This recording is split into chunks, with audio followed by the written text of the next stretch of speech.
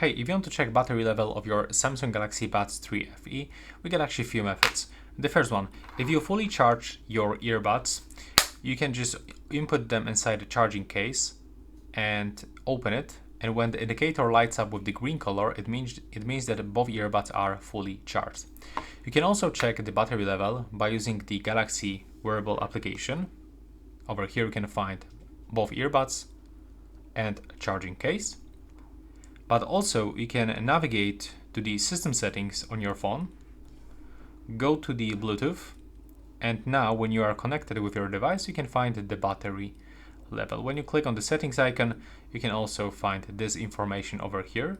And sometimes you can just click and hold the empty space on your screen, and you can add some widgets. So if I want to add the battery widget, I have to search for it.